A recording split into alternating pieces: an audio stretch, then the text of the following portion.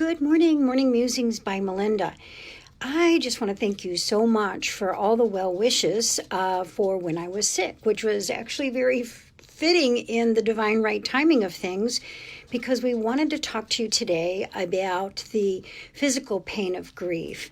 And I suffer from vertigo. I don't know if all of you know or don't know that I wear hearing aids and got them when I was 59 years old. So there's a lot of wear and tear on my ears and brain when I'm working as a medium, and it's affected me a little bit with my hearing and with vertigo. But interestingly, I am filtering grief and pain all day long, sometimes to the tune of 9 clients a day, because as a hypnotherapist, my practice is focused on childhood trauma. And so not only am I talking to people who have great grief or are in a tough situation and life coaching them at a spiritual level, but I am also doing hypnotherapy to help them resolve childhood traumatic issues. And every once in a while, my body says, oh, no, you don't. And when that happens, you have to listen to it and take a little bit of a break. So all of your well wishes are, I'm so grateful for everyone writing and wishing me well and sending me energy and sending me prayers, because it put me right back on my feet. And I certainly do appreciate that. The other thing I wanted to thank you for before I muse today is about when we posted, do you see my posts? And you said yes. And that's important, because what we've discovered is in the algorithms of Facebook, if you don't comment or you don't share or you don't say something, what it does is it takes me off your news feed some. So those comments, even if you just say good morning, which many of you do and I so appreciate, are very important to keep you updated as to when exactly we're going to be on with our musings, okay? So, having a broken heart.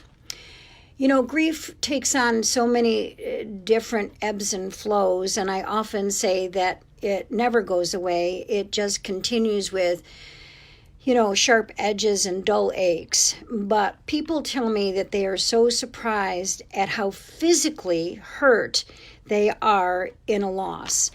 And it manifests itself in many ways. It can manifest itself in depression, heavy-heartedness, feeling lethargic, unable to sleep, sleeping too much, gaining weight, losing weight. Broken heart syndrome is actually real.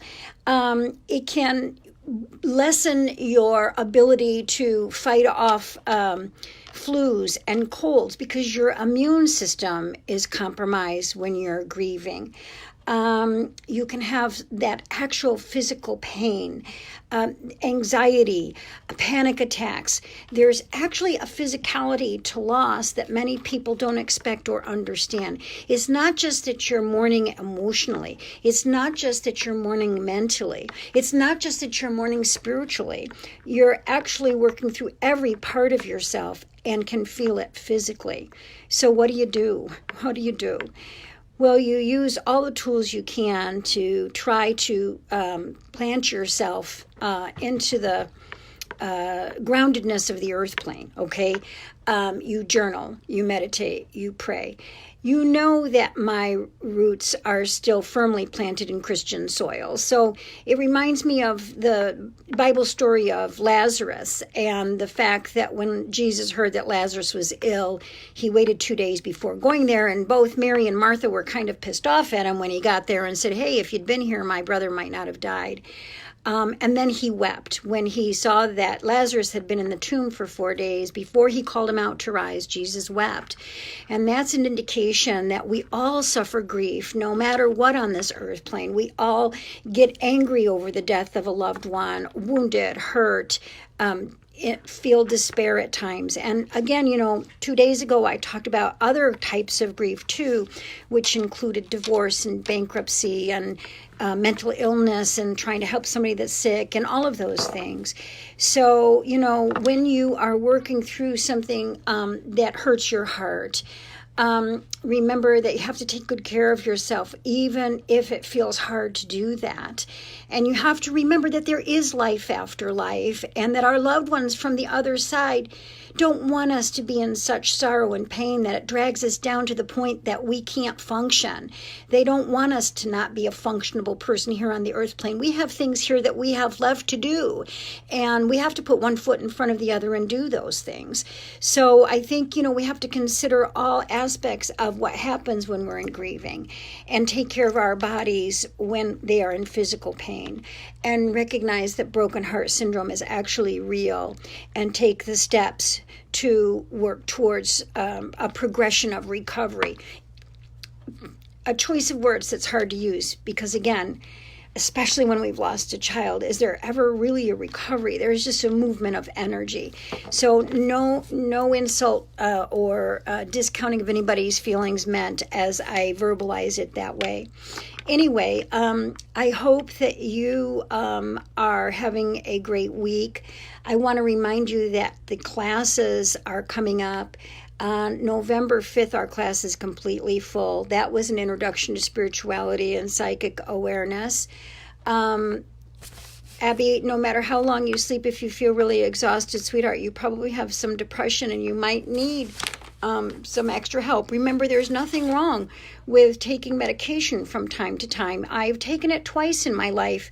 Once I took Zoloft when my mother had dementia and was put in a nursing home, and I took it for about a year. I actually went to the doctors and put myself on it, told the doctor that's what I needed, and went off of it when I got into a state of adjustment. A second time was when, at 59 years old, the man I was married to was diagnosed with Alzheimer's from plaque in his brain. I then got on something called Vibrid for about a year so that I could adjust. There's no shame in using medication if you have to work through some of your issues. That's, God gave us natural medicine and he gave us allopathic medicine for us to balance the two and not to go all full-born into the one or full-born into the other, but to adjust ourselves and our lives. So if you need to talk to a counselor, you need to get some medication to help you get out of clinical depression. There's no shame in that, okay? The next class is on November 19th. That's about forgiveness, and I love this class because, we're doing interactive. It's on Zoom. You can be anywhere in the country and talk to me, and I'll help you individually. That's why we've limited the class size. Then on December 3rd is, I'm looking at that wrong. On November 26th, I apologize, is codependency. Now, codependency is an interesting thing because sometimes codependents help people so much that they interfere in the person's life and the person is annoyed with it. And so codependency is a disease of not knowing oneself, okay?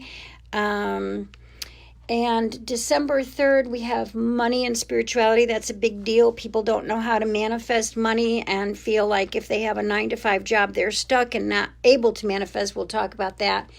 And then December 10th is the 7 spiritual laws and what they mean. Patricia, I feel numb. No one understands. I lost my brother to suicide 22 years.